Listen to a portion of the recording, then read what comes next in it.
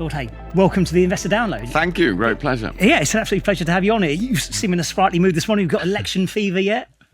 Well, thankfully, I'm well beyond election fever. It's 9 years since I left the House of Commons. Well, everything was running fine by then, at that stage, by the way. So the country's hit greater difficulties since then. So no, I've not really got election fever. I'm glad I don't have to stand for election again. I think elections are actually tougher on the people standing than they even used to be in my time. I was going to say, considering your sprightliness, you don't seem like you miss it that much. I don't miss it at all. No, no, and I admire the people who are really in there now. You know, Rishi Sunak is a great friend of mine, but I have a lot of respect for Keir Starmer as well. And when you see them doing the TV debate that they've been doing this week, and they're really going at each other, you know, I'm glad I don't have to do that anymore. Sends a bit of a shiver down your spine. Yeah, yeah. Okay, well, we're not here to talk about politics in particular. We're here to talk about global forces, actually. And we've been talking about it in Schroders for a fairly long time. We've known them as the 3Ds or the 4Ds. We're talking about ageing populations, climate change, fragmenting geopolitics and technology. And I just wanted to get your view on what you're hearing when you go around the world talking to policymakers, talking to business owners, and how those two are marrying up. Because generally we read the press, we hear one side, but we don't necessarily hear what's actually going on deep down. So I want to start with ageing populations. There's a massive issue all around the world, in developed markets, in China as well. From what you're hearing when you speak to policymakers, how are they dealing with the fact that populations are ageing and it's causing pressures on healthcare, retirement, etc.? Well, on the whole, they're not dealing very well. Of course, it varies a lot from one country to another. And in many countries, we've been raising retirement ages for a long time. Like when I was pensions minister in this country 30 years ago, we raised over a long time the women's pension age to be the same as men. And then it's been going up since then. So, of course, that is happening in a lot of countries. That's a very common policy response. But some countries are trying to stop the fall in the birth rate, trying to increase the fertility rate, encourage people to have more children. Those policies seem doomed to failure because something really fundamental is happening, that as populations become more urbanized and more educated, the birth rate falls. And we're even seeing that in Africa now, which still has much the highest birth rate of the continents of the world. So there's those sorts of policy responses. And then, of course, it has an impact on the geopolitical situation because China, as you just mentioned, China, is facing this extraordinary fall in population, you know, an 8% decline maybe by the middle of the century. 8% of China is a lot. That's more than 100 million people, fewer in China. Now, that means if you are the United States, where you've still got a more favorable demographic position longer term, your long-term strategy actually can be quite long-term. You can sort of sit China out, because China is going to face all the problems of that aging population. So policy responses are, yes, retirement, are to do with geopolitics. And of course, they will also require healthcare responses because governments will switch, I think, to the need to keep that older population more active for a longer time, both in the workforce and not requiring such heavy health expenditure. There doesn't seem to be a silver bullet for it, but have you heard any good suggestions when you've been in these policy meetings, an idea that you think, oh, that actually might work? No, there isn't absolutely no silver bullet. But I think that the one thing that would make a huge difference is increasing the health span as well as the lifespan of people, what I was just referring to at the end of the last answer. And that will focus governments more on how you ensure people's long-term health. Now, that is to do with technology and medical breakthroughs, because we're seeing remarkable medical advances. That's one of the most exciting things about the age that we live in, of detecting diseases in advance and treating them more successfully. Vaccinations against certain individual vaccinations against types of cancer, this sort of thing. So that, of course, will help to increase the healthy lifespan of people. But it also means governments in the next few years will be producing policies much more actively on things like obesity, which are really literally weighing on the on government expenditure and the ability of people to keep working. So companies that are in that sector, in the food sector, are going to come up more and more against government policy that aims to change what people eat in the Western world and much of the rest of the world. And of course, the more medicine advances, the longer people live. And then that adds to the problems because then you've got older people that need work as well. Do you know how they're going to tackle that situation? Well, I think there will be demand for older people to work because the other side of this demographic change is a shortage of young people, a shortage of workers. Now, we don't know, of course, nobody knows how AI is going to interact with that. Are we going to need more people in the workforce or fewer people in the workforce? But what we do know is fewer are going to be available in many developed economies unless there is much higher immigration, and that's not politically acceptable in most of those countries. And that's an important force in the world. It's an inflationary force. Because it means, unlike the last 30 years where we had a surplus of people a lot of the time, we're all going to have to pay more for the people who we want to work for us. So tapping into that older workforce, I think it will become much more the norm to be working in your 70s. The early retirements that we've seen of the last 20, 30 years are not going to be the way of the next 20, 30 years. You're giving me palpitations, breaking me out. Sorry I swear. about that. Sorry to alarm you about that. Yeah, go on. Another few years to go, yeah.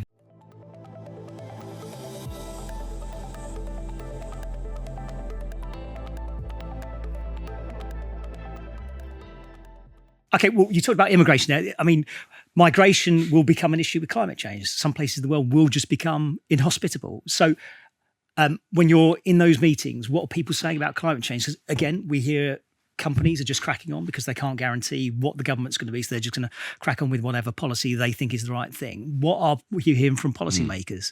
Well, again, it varies, of course. Yes, if you go to a meeting, I go to meetings at, somewhere like Davos and sit with those policymakers, as you say, and it's the real commitment of political and business leaders to forge ahead on all the agreed policies under the COP process on climate change. But as we know, when many of those ministers are getting back to their countries, they are saying, well, we're not going to do this quite as quickly. Even if we're a German government with a Green Party in it, we're going to go a bit backwards on a replacing boilers policy.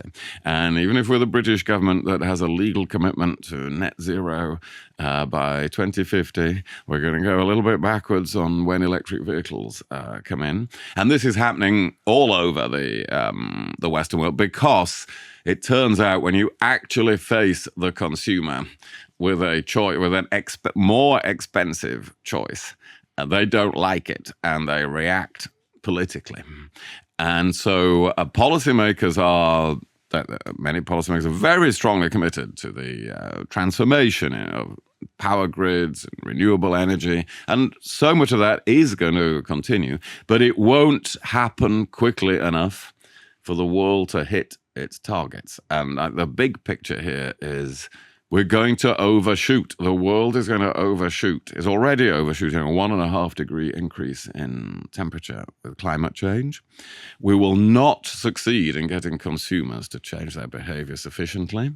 And there will be in the future much more emphasis on carbon capture and storage and on literally geoengineering the planet in many ways, because that will be the only way in the end to stop or reverse climate change. And by geoengineering, you talk about creating clouds where there might not necessarily be clouds to make sure. That sort of thing, or, great arrays in space, generating electricity there and transmitting it to Earth, or reflecting the sun's rays back. So, this is a science in its very early stages, but you can see how one of the great uses of artificial intelligence might be to forge a way future on that, or on nuclear fusion, really the holy grail for the future of energy. And that might, not in time for 2050, but in these things in the second half of this century, might become huge industries. And some of the great corporations of the future are going to be in those areas that at the moment are really very small areas of science. Yeah, it feels like all those sci-fi films we used to watch when we were growing up are now starting to become reality a little bit. Exactly. Which is frightening, also a little bit optimistic, because it means we can predict the future maybe, or maybe life imitating art. Well, I think we're just in this period which it's hard for us to get used to, people who've been alive for the last 40 to 60 years, which is we lived in a rather stable period which was quite safe on the whole. We're very lucky to live after the world wars of the 20th century and in a period of economic growth. Now we're entering a period it's very exciting because it's this technological transformation and fortunes will be made in getting into the right thing. But it's also much more dangerous than the period that we have lived in, because this change in the climate is coming at the same time as a change in the geopolitical cycle and in many economic cycles and in a migration cycle, all of which you're talking about. And that is a very dangerous period in world affairs.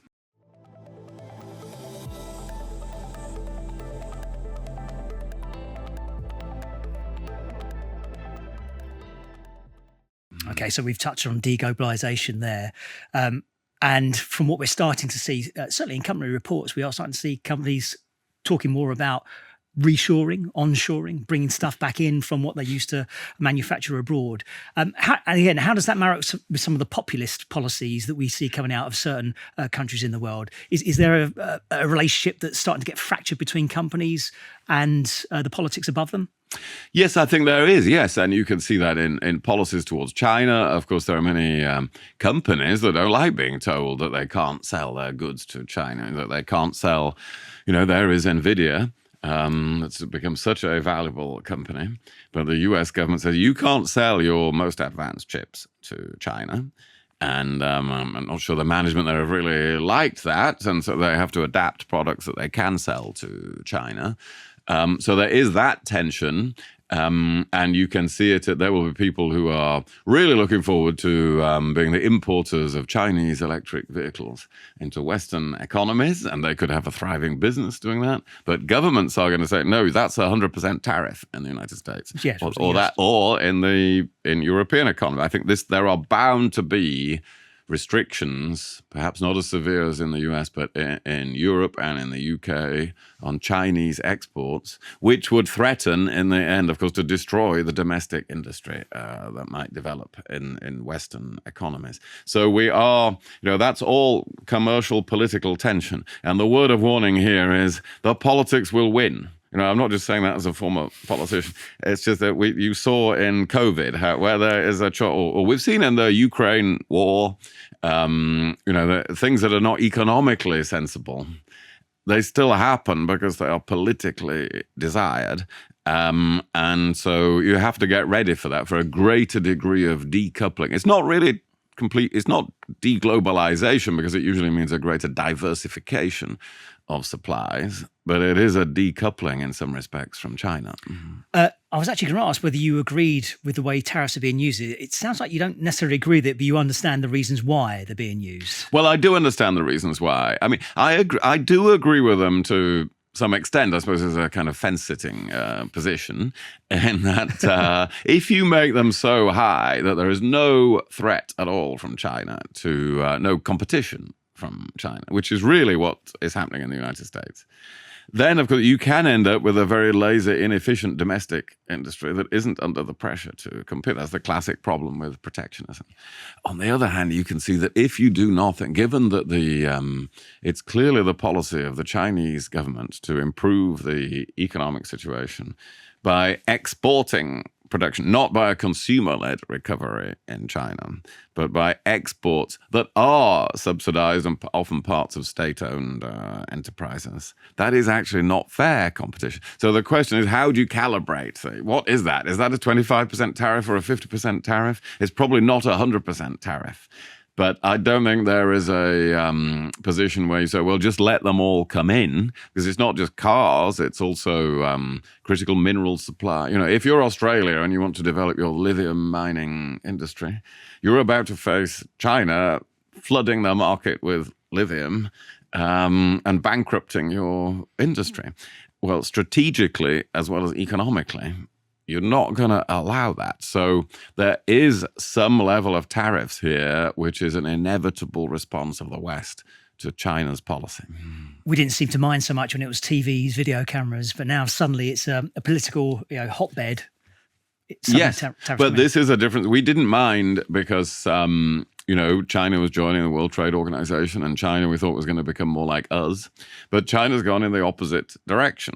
It is more politically centralized. It is a more solidified dictatorship.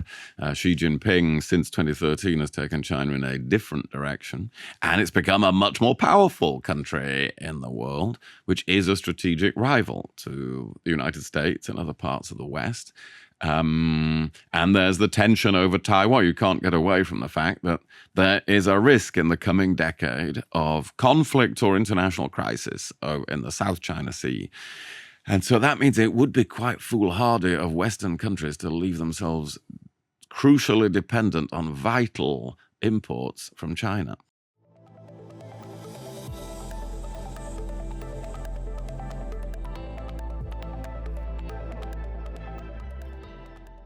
Okay, final question, because I know you've got to go very soon.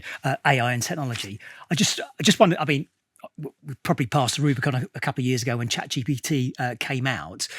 What are the discussions like in terms of legislation around controlling AI? Are they happening, or are policymakers leaving it down to the private companies themselves?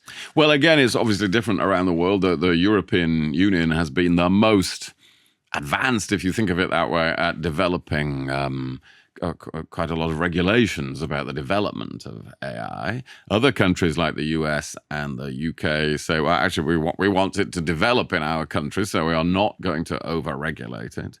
China regulates a different way. Middle Eastern countries are doing a huge amount of work on artificial intelligence, but will only regulate it in a way that makes it work very closely with their governments, just like China, and in the interests of the state.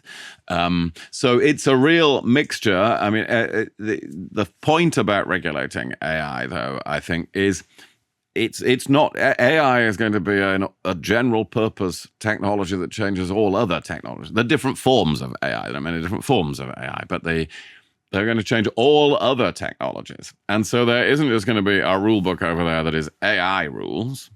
It will change the rules of other things. It will change the rules of social media because of that governments apply, because of the extreme risk of disinformation, for instance. So it's not particularly an AI rule book, but it will become a social media rule book. And so we've got to get ready for that affecting regulation across the entire economy. And again, from your discussions with policymakers and businesses, are you optimistic about the future and the way AI is going to be used, or do you slide on the pessimistic side, or are you on the fence? Well, it is both at the same time. I'm optimistic because particularly in health, when you look at things like Moorfields Eye Hospital here in London and the cooperation with DeepMind, has now led to breakthrough AI analysis of retinal data. Means they can spot Parkinson's disease in you before it's happening in your eye. Well, that's the beginning of millions of such breakthroughs. So policymakers are aware of that and want to encourage that. On the other hand, of course, AI can also be used to radicalize terrorists on a big scale. Or when mixed with biotech in other ways, could be used to produce viral genomes that are, that will spread easily, that will make COVID seem like a tea party. So we're back to this. This is an age that is extraordinarily exciting, but particularly dangerous. And it's a struggle for governments to come up with the rules of that quickly, because they're not used to moving that quickly. And that's the big challenge for governments. How do you regulate things that are moving at a faster speed than the cycle of legislation and regulation that they are used to? That's a problem most of them have not solved. And I guess as well, the expertise largely lies outside the government because they're all working for private companies mostly. This is absolutely a major problem where in government departments, I think people find it difficult to know how to understand the technologies. How even does a defense ministry really understand the AI and other technologies now becoming available to it in radically changing armed forces? Those that are actually in a war, like the Ukrainians, are doing that because they are under that intense daily pressure. But for big, sleepy bureaucracies, this is very hard, and they are going to need the private sector to help them and advise them. Otherwise, they will be lost in this technological world. Lord Hague, it's been a pleasure speaking to you. I'm still shaking from the fact that I've got another few years yet to go before I get to retirement. Oh, decades, I think, in your case. No. But thank you so much for joining us. Thank you very much indeed. It's been a pleasure.